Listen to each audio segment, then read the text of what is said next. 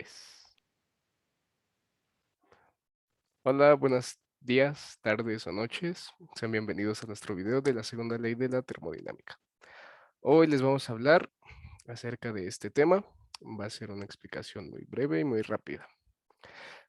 Para empezar, la segunda ley de la termodinámica está muy relacionada con los dos enunciados siguientes. El enunciado de Kelvin-Planck, el cual nos dice que no existe ningún tipo de proceso cuyo único resultado sea la completa conversión de calor a trabajo o viceversa.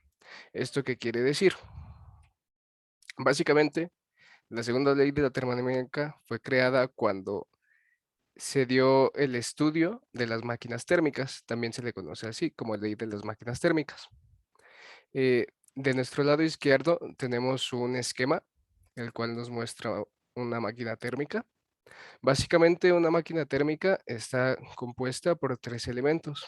La primera es la fuente de calor, que sería nuestro recuadro naranja. El circulito nos va a indicar nuestra máquina térmica y nuestro rectangulito azul es nuestra frente fría o nuestro sumidero. Básicamente el funcionamiento de nuestra máquina térmica es que el calor que viene de la fuente cálida pasa a la máquina térmica, lo transforma en trabajo y el calor restante lo absorbe el sumidero. Entonces podemos decir dos cosas, que el calor va a ser igual al trabajo creado por nuestra máquina más el calor absorbido por nuestro sumidero. Por lo tanto, si queremos calcular el trabajo, pues solamente basta despejar el calor inicial. Entonces quedaría la fórmula: trabajo es igual a calor inicial menos el calor absorbido o el calor perdido por la conversión. Básicamente no podríamos decir que nuestra máquina térmica, el calor suministrado va a ser igual al trabajo, porque la segunda ley de la termodinámica nos dice en nuestro enunciado de Kelvin-Planck que no podemos obtener el 100% de conversión.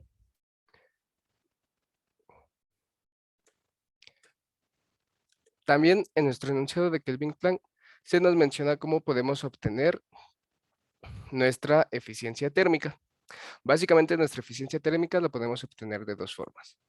Vamos a dividir nuestro trabajo entre el calor suministrado, que sería nuestro calor 1, que viene de nuestra fuente cálida, menos el calor 2, que es el calor absorbido por nuestro sumidero, entre el calor inicial. Eso nos va a dar nuestra eficiencia. O también lo podemos obtener restando 1 menos el calor que absorbió nuestro sumidero entre el calor inicial de nuestra fuente cálida. El 1 se utiliza porque nos indicaría que es el 100% de la conversión de energía, pero recordemos que no podemos tener este 100% en nuestro sistema. Básicamente, una máquina térmica que transforme todo su calor en trabajo no es posible que exista. Y bueno, aquí en nuestra ecuación, N corresponde a nuestro rendimiento, eficiencia térmica. W es el trabajo, work en inglés. Y calor 1, bueno, y se mide en joules. Y calor 1 y calor 2 es Q1 y Q2. Y se mide en calorías.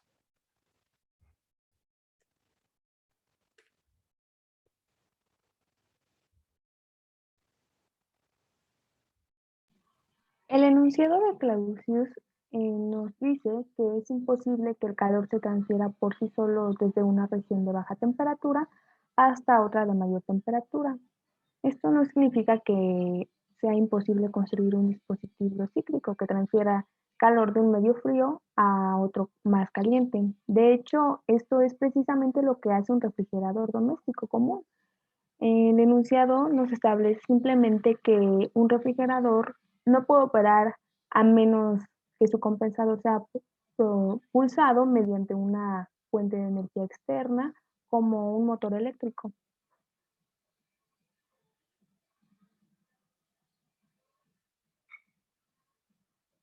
Ahora, los procesos reversibles e irreversibles.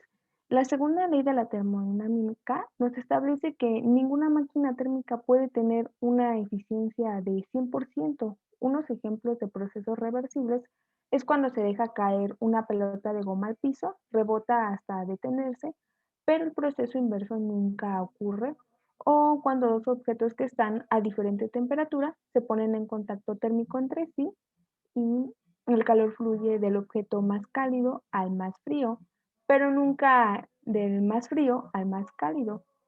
Un proceso reversible sería cuando el sistema como los alrededores vuelven a sus estados iniciales una vez finalizado el proceso inverso.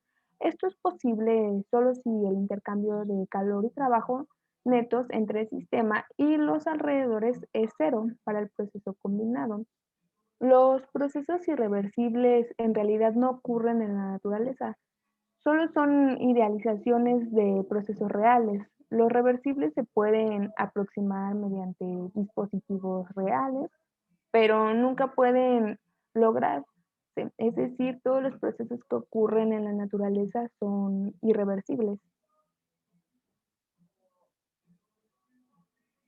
Ahora, la entropía. La entropía se interpreta como la medida del desorden de un sistema. La segunda ley de la termodinámica nos establece que es un proceso espontáneo. Es la suma de las entropías de un sistema y sus alrededores aumentan. Para un proceso reversible, cuasi estático, es decir, proceso real que se lleva a cabo de tal modo que el sistema está en todo momento muy cerca del estado de equilibrio. Entre dos estados de equilibrio, si dQ es el calor absorbido o liberado por el sistema durante algún intervalo pequeño de la trayectoria.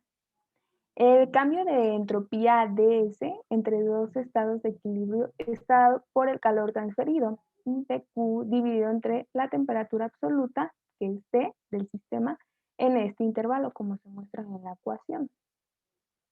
Entonces, cuando el sistema absorbe el calor, es positivo y la entropía aumenta. Cuando el sistema libera calor, es negativo y la entropía disminuye. Esta ecuación define el cambio de la entropía.